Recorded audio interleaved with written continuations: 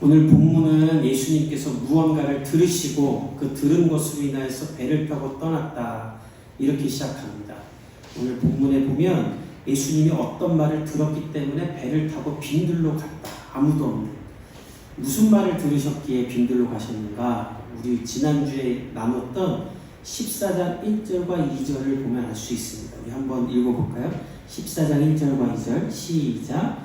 그때에 분노한 헤롯이 예수의 소문을 듣고 그 신하들에게 이르되 이는 세례가 아니라 저가 죽었다 가문에서 살아났으니 그러므로 이런 능력이 그 속에서 역사하는도다 하더라. 예수님이 왜 피하셨냐면 헤롯이 예수에 대한 소문을 들었기 때문에. 근데 헤롯이 예수님의 소문을 어떻게 들었냐면 예수가 하는 일을 보니까 죽은 세례 요한이 살아난 것 같다. 세례 요한의 행적이 예수 그리스도의 행적과 동일했던 것이죠. 이 이야기를 들었기 때문에 예수님이 떠나신 거예요. 왜냐하면 헤롯에게 있어서 예수님이 세례 요한과 같다는 것은 자신의 적이 생겼다는 것을 의미하기 때문입니다. 요한이 어떤 사람인가? 헤롯이 동생의 아내 헤로디아스를 빼앗을 때 유일하게 그것을 지적한 사람이에요. 그러니까 그래서 헤롯이 헤로디와 함께 요한을 죽여버리죠. 헤롯도 자기가 틀렸고 요한이 옳은 것을 알았어요. 그래서 요한을 죽입니다. 요한만 죽으면 아무도 자신에게 싫은 소리 할 수도 없고 요한만 죽으면 자기 잘못도 덮을 수 있기 때문에 요한을 없앤 거예요. 그런데 그런 요한과 같은 자가 또 나타났으니 요한과 같은 자가 아니라 요한이 말하기를 나는 그의 신발끈도 감당치 못한다라고 했던 요한보다 더한 예수님이 나타났으니 그냥 두겠습니까? 죽여야죠. 그러니까 예수님이 그것을 아시니까 잠시 피하신 거예요. 여기서 우리가 기억할 것이 무엇이냐면 예수님이 피한 사람도 있다는 거예요.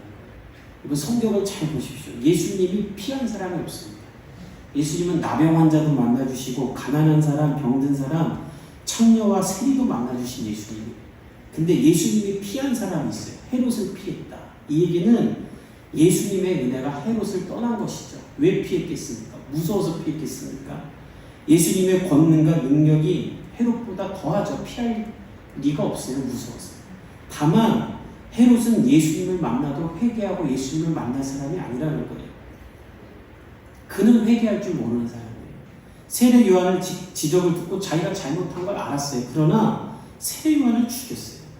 사람이 언제 패망하는가? 주변에 아첨하는 사람만 가득할 때 그 사람은 망하게 돼 있죠. 신만 하는 소리만 다 없애버리면 그 사람은 망하게 돼 있죠. 교회도 마찬가지입니다. 교회가 언제 능력을 상실하는가? 하나님이 우리에게 전하는 메시지가 아니라 사람이 원하는 메시지, 사람만 듣고 좋아하는 메시지만 있으면 그 교회는 능력을 잃어버리게 돼 있어요. 진짜 예수님을 만나고 예배를 드리면 두 가지가 공존하게 돼 있습니다. 첫째, 내가 부끄러운 게 보여야 되는 거예요. 완전하신 하나님 앞에 힘 있는 내가 보여야 되는 거예요. 말씀대로 살지 못한 내가 보여야 되는 거예요. 하나님 앞에 난 죄인이구나라는 게 드러나야 돼요. 예배 중에. 그러면 무슨 일이 일어나는가? 그럼에도 불구하고 나를 사랑하시며 나를 구원하신 예수님의 은혜가 임하는 것입니다. 아멘. 그러나 그게 없으면 예수님의 은혜는 피해지는 거예요. 예배 가운데 완전하신 하나님과 불완전한 내가 보일 수 있기를 예수님의 이름으로 축복합니다. 아멘. 그래야 십자가 구원의 은혜가 우리 가운데 있는 거예요. 헤롯은 그런 사람이 아니었어요. 그냥 육신을 쫓아 살아요. 내 마음대로. 그리고 내 마음대로 못하게 하는 사람은 죽이는 거예요. 이 시대의 사람들이 그렇죠. 왜 교회를 비난합니까? 교회의 메시지가 자신들을 불편하게 하는 거예요. 교회는 안 된다는 말을 많이 하죠. 낙태도 안 된다, 동성애도 안 된다, 술도 먹지 말아라, 방탕하지 말아라. 다 하고 싶은 건데 못하게 하는 거예요. 그러니까 안 다니는 거예요. 이 와중에도 코로나19가 창궐하는 중에도 여전히 먹고 마시고 폭풍이 와도 파도를 타는 사람들이 있다고 해요. 21세기 헤롯들이 가득한 시대죠. 이때 우리 복음의 교회는 우리가 원하는 말씀이 아니라 하나님이 기뻐하시는 말씀이 선포되고 들을 수 있고 회개할 수 있기를 예수님의 이름으로 축복합니다. 아멘. 성경을 다 읽어보십시오. 편하게 들을 수 있는 말이 없어요. 다 부담되고 찔리는 말이에요. 오늘 이따 뒤에 보면 예수님이 그런 말씀 제자들에게 또 하십니다. 제자들이 어떻게 그렇게 말도 안 되는 이야기를 하십니까? 라고 말할 정도로 부담스러운 이야기를 예수님이 하세요. 근데 그 말에 순종하는 사람들이 예수님의 은혜를 경험하는 거죠. 헤롯은 그게 없기 때문에 예수님이 피하십니다. 또 피했던 이유는 무엇인가? 아직 예수님이 해야 될 일이 있기 때문이에요. 헤롯이 만약 예수님을 세례요한처럼 가둬서 두 다리를 묶고 옥에 두었다면 예수님은 하셔야 될 일을 못 하시게 돼요.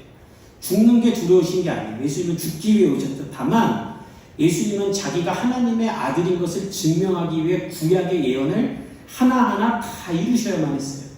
그리고 본인이 하나님의 아들인 것을 보여주기 위해서 우리 같은 불쌍한 사람들을 만나고 고치시길 원하셨습니다. 그래서 잠시 피하신 거예요. 학자들은 말하기를 예수님을 약 2만 명, 많게는 300명도 쫓아다녔을 거다. 이따 보는 오병이어의 기적에 보면 남자만 5,000명이 먹었다는 것을 보면 그렇게 따라다녔을 거라고요. 그러니까 예수님이 뭐 위치 추적이 안 되고 지금처럼 위성이 없어도 3만 명이 따라다니는 사람 찾기가 어려웠겠습니까? 그러니까 예수님이 자신을 잠깐 숨기신 거예요. 그래서 아무도 못 쫓아오게 배를 타고 빈들로 가셨어요. 근데 그때 무슨 일이 일어나는가? 우리 13절과 14절 한번 같이 읽어봅시다. 시작. 예수께서 들으시고 배를 타고 떠나사 따로 빈들에 가시니 무리가 듣고 여러 고을로부터 걸어서 따라간지라. 예수께서 나오사 큰 무리를 보시고 불쌍히 여기사 그 중에 있는 병자를 고쳐주시니라. 예수님이 이제 헤롯을 피해 또 잠시 쉬시기 위해, 그리고 아마 학자들은 이전에 예수님이 제자들을 파송했다 다시 부르시거든요. 제자들이 파송해서 복음 전했던 이야기를 좀 듣기 위해 아무도 없는 빈들로 가셨어요. 근데 그것을 듣고 여러 고을로부터 사람들이 또 따라왔다는 거예요. 근데 이 13절에 무리가라는 단어가 원문을 보면 상상을 초월하는 사람들이 여러 고을에서 예수님을 쫓아온 거예요. 그럼 예수님이 그때 어떻게 하셔야 되는가? 물리셔야죠. 얘들아 잠깐만 나중에 와라. 지금 내가 좀 피해 있어야 된다. 이렇게 하셔야 될 텐데 예수님이 그렇게 안 하시고 어떻게 하시는가? 14절에 보면 예수님이 그들을 보고 불쌍히 여기사 병자들을 고쳐줬다라고 얘기합니다. 예수님이 지금 피하셔야 될 상황인데 사람들이 물러오자 피하시지 않고 그들에게 나아가신 거예요. 특별히 여기서 불쌍히 여기라는 원문을 보면 애가 끌었다라는 거예요. 그냥 불쌍한 정도가 아니라 그 수많은 무리를 보고 예수님이 너무나 그들이 불쌍해서 애가 끌었던 거예요. 그래서 만사를 지키고 헤롯이 날 잡든지 말든지 신경 쓰지 않고 그 무리들에게 나아갔다는 거예요. 그럼 그 무리들은 다 병자였는가? 아니에요. 14절에 병자를 고쳤다고 하는데 원문을 보면 이 병자는 평안이 없는 사람들을 뜻해요. 즉 몸이 아픈 것뿐만 아니라 여러 가지 고통과 절박함을 가진 사람, 가난한 사람, 헤어나올 수 없는 아픔이 있는 사람들을 보고 예수님이 애가 끓으신 거예요. 그리고 그들에게 가서 예수님이 그들의 질병을 고쳐주신 거예요. 예수님이 왜 애가 끓으셨는가? 그 이유는 예수님이 30년 동안 나사렛에서 자랐기 때문입니다. 나사렛은 어떤 동네인가?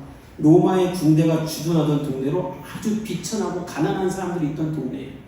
예수님이 거기서 목수로, 지금 같은 목수가 아니라 온갖 잡일을 하던 목수로 자라셨어요.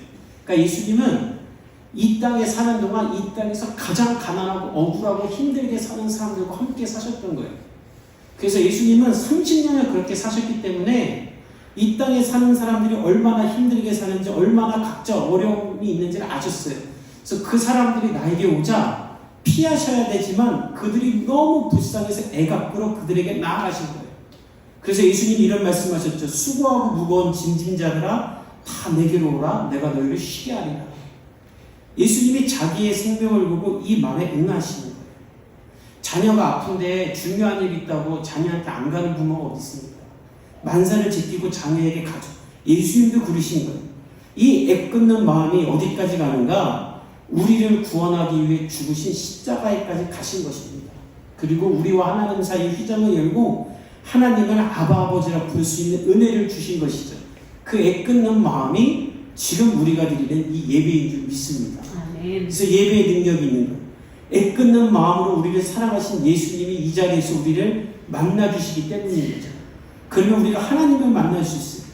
우리 하나님은 어떤 분인가? 시편 121편은 이렇게 말합니다. 우리 자막을 통해 한번 같이 읽어볼까요? 시작. 내가 산을 향하여 눈을 들이라. 나의 도움이 어디서 올까? 나의 도움을 천지를 지신 여호와에게서로다. 여호와께서 너를 실족하지 아니하게 하시며 너를 지키시는 이가 졸지 아니하시리로다. 이스라엘을 지키시는 이는 졸지도 아니하시고 주무시지도 아니하시리로다.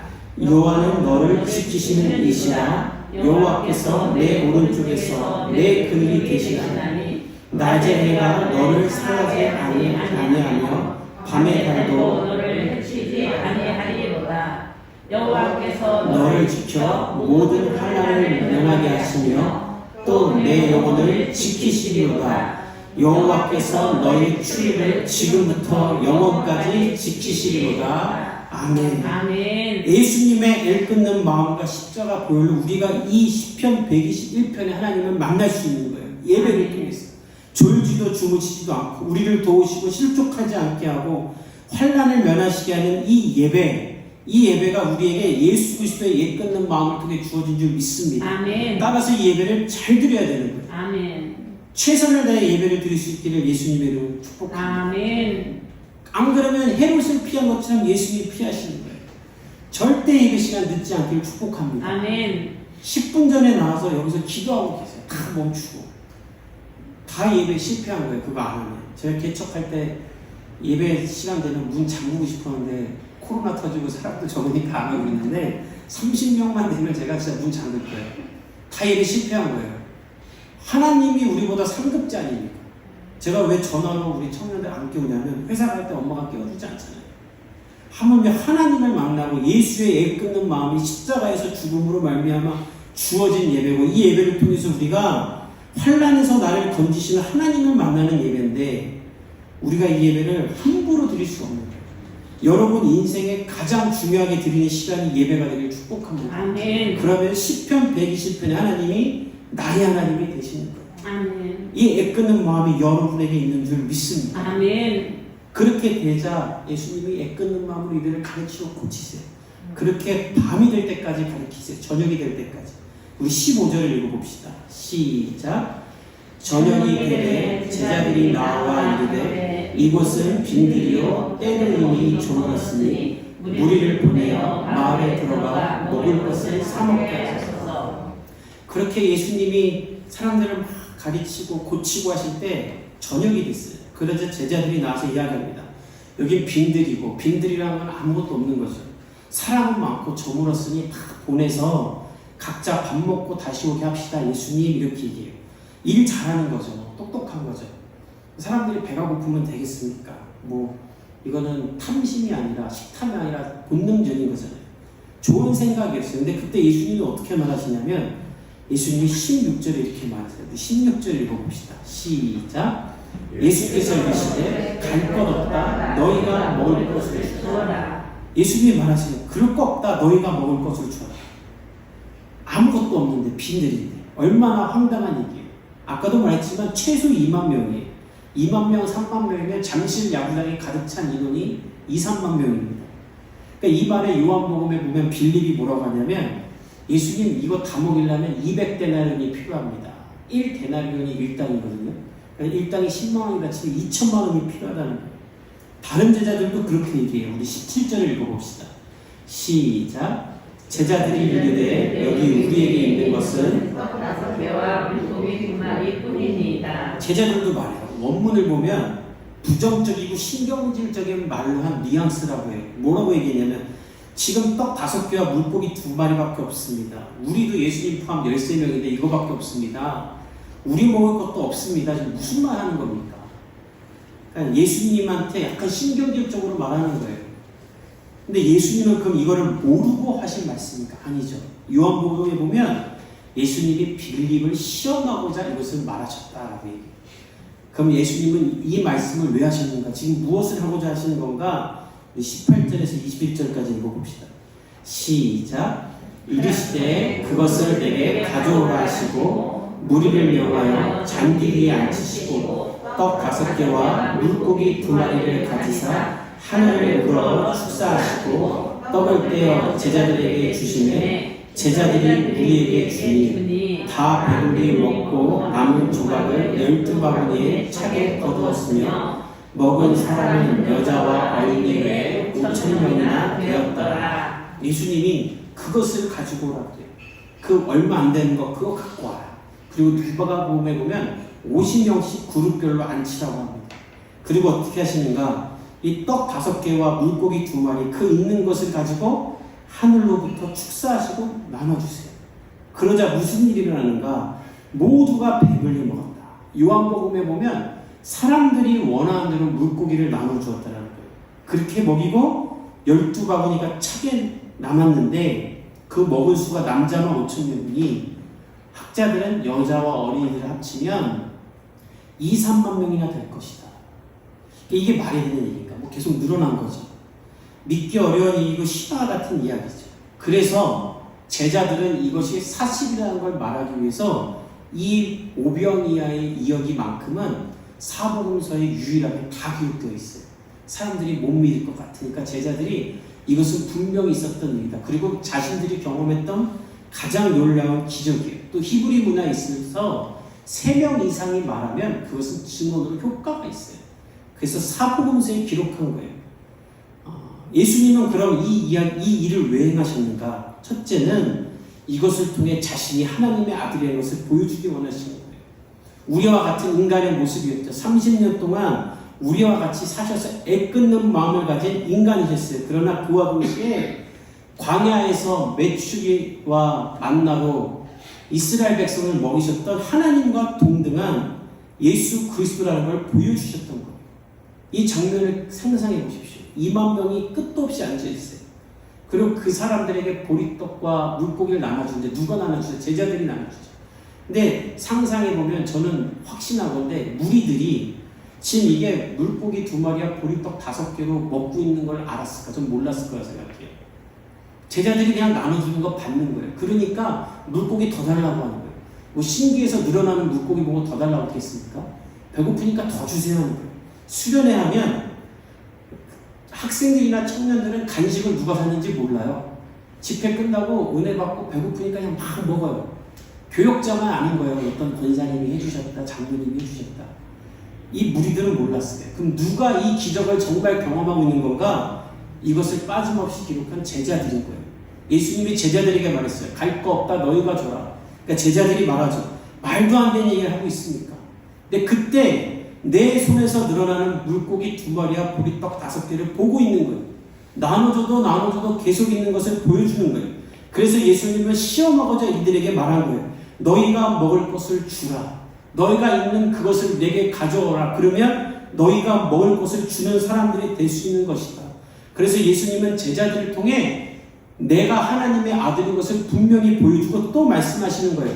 내가 너희들을 이렇게 사용하겠다. 아멘. 너희는 아무것도 아니지만 너희들의 인생이 내 손에 주어지면 너희들의 삶을 통해 오병이의 기적을 내가 나타나겠다. 아멘. 나는 죽고 하늘로 갈 거지만 이 기적은 너희들의 손을 통해 계속 이루어질 거라는 것을 아멘. 제자들에게 알려주기 위해서 이 일을 하신 거예요. 그리고 또 하나 있다면 이 기적이 지금 우리에게도 동일하게 이루어질 것이라는 예수님의 말씀인 줄 믿습니다. 아멘. 저는 이 기적이 지금도 이루어진다고 믿어요. 아멘. 제가 11년 전에 정확히 전도사 시간을 시작했어요. 그때 어떤 교회에서 사역할까 오라는 것도 있었고 가고 싶은 것도 있었는데 기도할 때 아무도 안 가는 곳으로 가라는 분명한 사인이 있었어요. 그래서 정말 계속 못 구하고 있는 교회가 하나 있어서 거기를 갔어요. 갔더니 들어가는 순간 제가 깨달은 게 있어요. 면접 보러 간 순간 아무리 그래도 이곳에서는 못하겠다. 사무실도 없고 막 간이로 교회를 그냥 너죽대기처럼 이렇게 해놨어요. 그 면접을 봤는데 목사님이 면접을 보시고 그냥 나왔죠. 나오고 이 교회는 연락 와도 내가 가지 말아야겠다 했는데 목사님도 그걸 눈치를 채셨나 봐요. 엘리베이터 타고 내려왔는데 내려오자마자 전화가 왔어요. 다시 올라오라고. 그냥 전도사님이 하셨으면 좋겠다. 그래서 제가 너무 그 교회에서 사역하기 싫어서 면접 볼 사람들이 뒤에 더 있다는 걸 알고 있었거든요. 다른 사람도 면접도 보시고 저보다 더 좋은 사람이 있을 수도 있으니까 저 먼저 뽑지 마시고 하십시오. 그랬더니 아니라고. 당신이 하라고.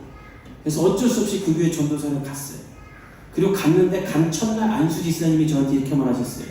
전도사님도 몇 주 하다가 힘들어서 하기 싫으시면 안 할 것 같으시면 그냥 오늘만 하시고 우리 교회 나오지 마시고.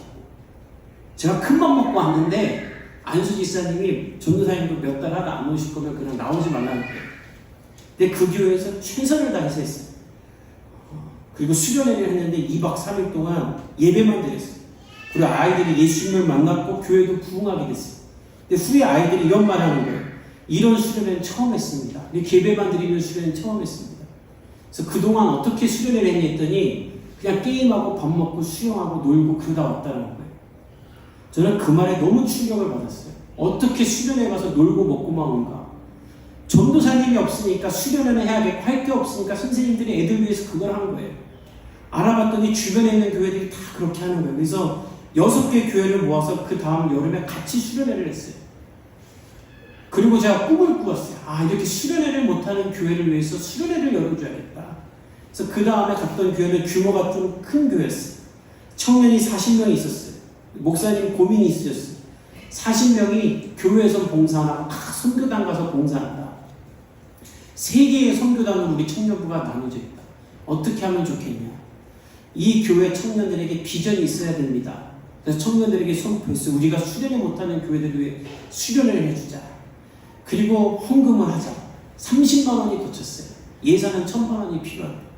근데 이것을 놓고 기도하고 예배를 드리자 청년부가 80명이 됐고 그 30만 원 가지고 바자회를 하자 1,000만 원 가까이가 모였어요. 그리고 300명을 위한 수련회를 했어요. 놀라운 건 무엇인가? 그 수련회가 끝났을 때 그 다음에 예산이 다 마련됐다는 거예요. 뿐만 아니라 이제 집회를 해야 되니까 악기도 필요하고 여러 가지가 필요하잖아요. 교회 악기를 다 바꿀 수 있을 만한 예산 가지고 채워졌어요. 수천만 원이 채워졌던 거예요. 아무것도 없었고 30만 원 모았지만 그것을 통해서 그런 집회가 생겼고 후에는 30, 40개 교회 600명이 참석하는 집회가 됐고 최근까지도 그 교회가 그것을 하고 있는 것으로 알고 있어요. 오병이어의 이야기는 2000년 전 이야기가 아닌 줄 믿습니다. 아멘. 하나님 나라를 위해 예수 그리스도의 마음을 가지고 애끓는 마음을 가지고 예수님을 믿고 내 것을 드리고 헌신하면 나에게 있으면 아무 수가 없는 그 작은 돈이 예수님 손에서 오병이어가 되는 것이죠. 우리의 인생도 마찬가지입니다. 우리 손에 있는 작은 것을 예수님께 드리십시오. 그러면 내 손을 통해 역사하시는 예수님을 보게 될 줄 믿습니다. 아멘. 내 주일 애가 끊는 마음으로 우리를 기다리신 예수님을 바라보며 최선을 다해 예배하고 그 예배 가운데 말씀하시는 주의 말씀에 순종하며 엎드리십시오. 우리의 삶에 오병이어가 일어날 줄 믿습니다. 아멘.